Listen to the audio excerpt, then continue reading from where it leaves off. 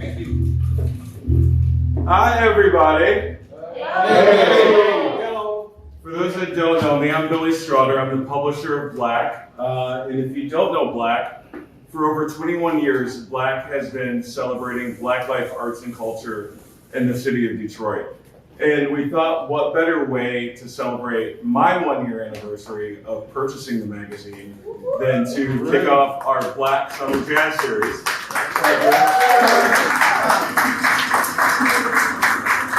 So thank you all for joining me for this. And I'm super excited to introduce Mike, who is going to then introduce the band. So thank you so much for being here. All right, thank you for having me. Let's have a hand for BLAC Magazine and Bill.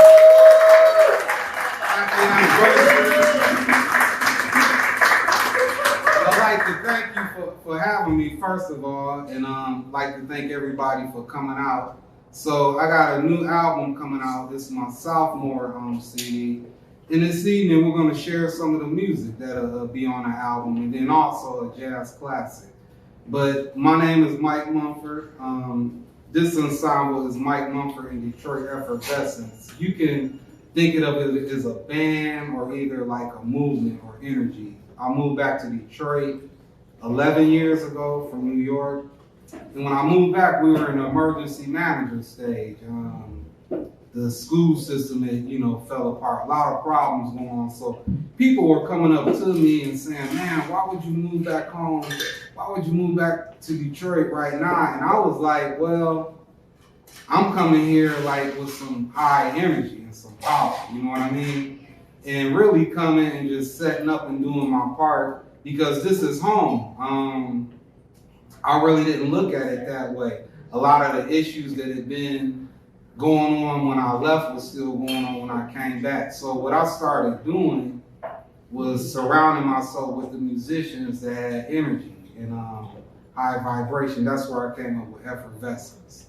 So I did a concert at the Virgil H. Carr, and I opened up for Women in Jazz. And when I was finishing, I ran into Marion Hayden, our bassist right here, and just introduced myself and was talking to her and everything.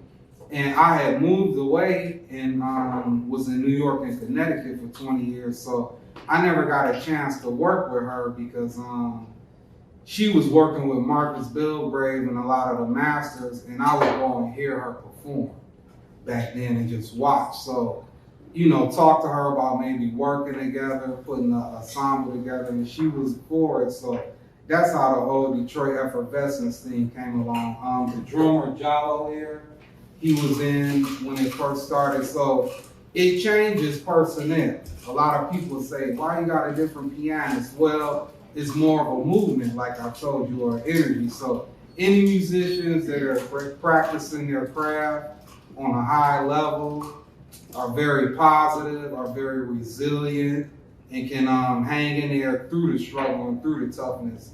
That's who becomes a part of Detroit Effervescence. So that's that whole concept of Detroit Effervescence. I'm gonna introduce the band members. Right here on violin, we got Ashley Nelson.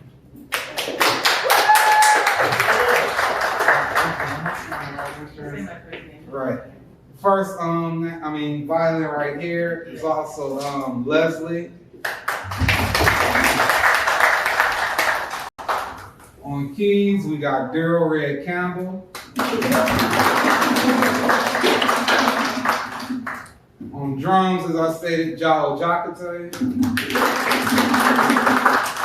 On bass, Marion Hayden. Keys, William Hill III. On trombone, we got Kenneth Gill. Tenor sax, Calvin Taylor. Our flautist is Camila Kelsall. And I am Mike Monford. The alto sax, her name is Baby. All right, so I'm relaxed. And during the shoot, I want to be relaxed because it's like we about to create a vibe up here and everything, okay? So join in with me, enjoy the music, but we're gonna get started. The first piece that we're gonna play, it's a single that I released the week that the pandemic started. It's on a new album actually, and it did really good, but it kind of got lost in the sauce because everybody had to concentrate on getting their families safe and everything. So it's been getting new life to it lately because I've been pushing it again, and then it'll definitely help having it in the magazine and people being able to hear it. But when you finish, when we finish performing, Sam has some CDs of mine. The first one is my first CD entitled Perseverance, and then the single Jaja, which we're about to perform, that'll be available for $10. Please support Detroit Jazz, International Jazz, support me. But we're gonna share that tune Jaja now. The inspiration for this tune, I dedicated it to Trayvon Martin, Philando Castile, George Floyd, anybody that's been like the victim of police brutality, including me growing up in Detroit and growing up in America. I experienced a lot of that in high school to the point where things got violent, like they did this summer. That's not the first time I've seen the Black Lives Matter thing happen. The whole NWA movement with F the Police. My generation, we really had to get like that because we were getting brutalized during the crack era. So when I started seeing it happen again through social media, because what I explain to people, what you see going on today has been going on, we're just able to catch in the camera. So I was walking with my youngest son, and he was asking about Trayvon, and he was 5 at the time. And he started asking me, would the grown-ups protect him? I said, wow. That's like a good question coming from a little kid. He wanted to know would the adults actually protect the children and prevent them from getting killed. So that's where the inspiration for this song came up. And with everything going on today, it really resonates, and I'm gonna share it with you now. This is called Jaja.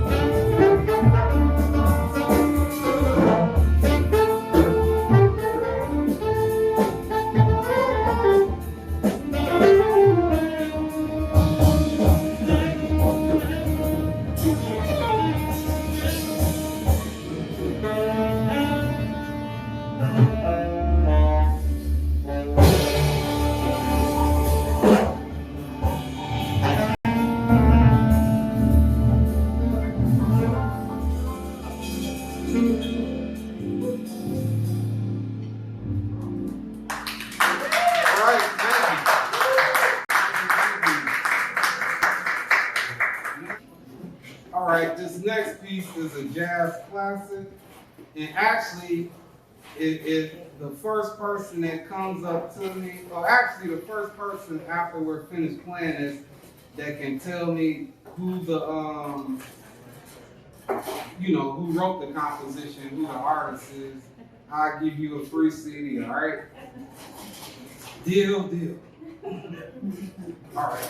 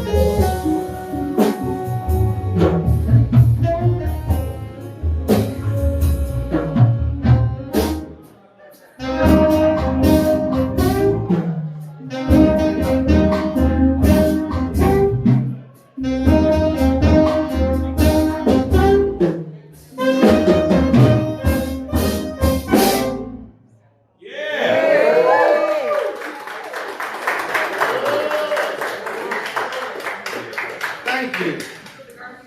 Anybody know that composition? Anybody? You know? Who wrote it? Who's the artist? Huh? Oh, you know? Anybody know? He's a pianist, and his birthday was in the last week. Zach Quincy? No.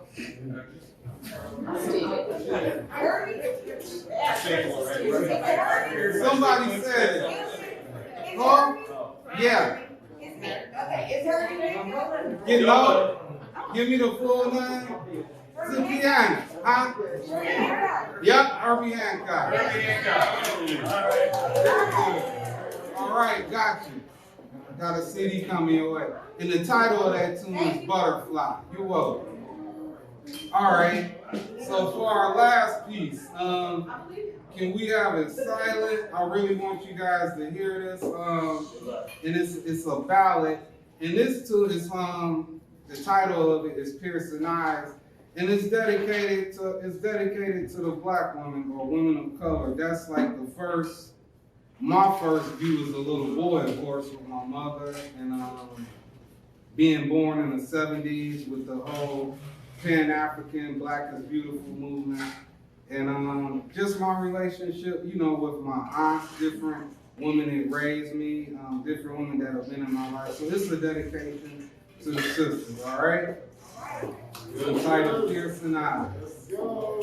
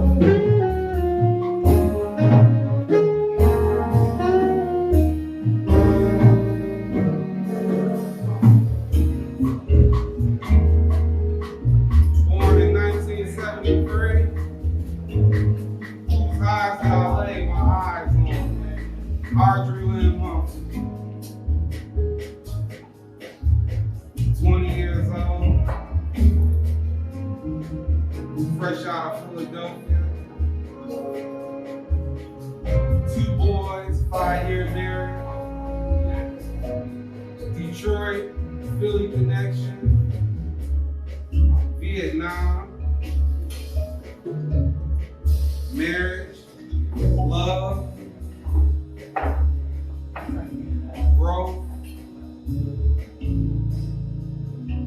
vision, piercing eyes, piercing eyes.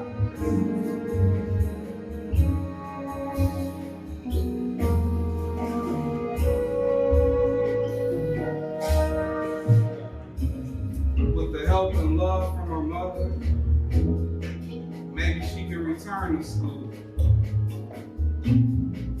Maybe she can grow. Maybe she can reach her highest goal.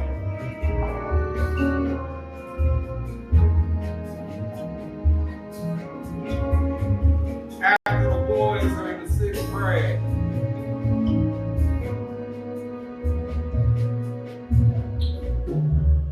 piercing eyes, piercing eyes.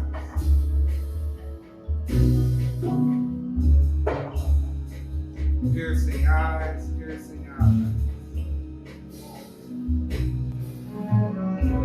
Beautiful black queen, Native American, daughter, mother, wife. I give thanks to the piercing eyes. Piercing eyes that taught me to read. Piercing eyes that helped me to grow.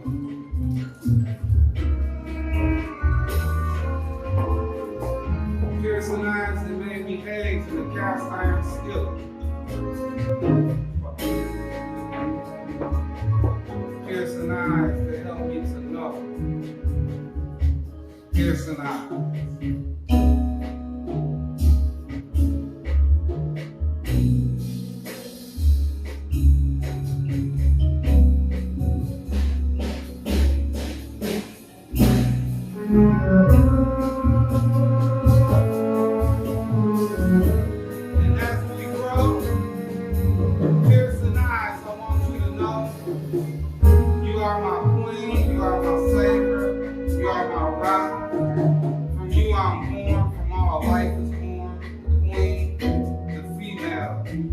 Giver of life, I thank you, beautiful piercing eyes.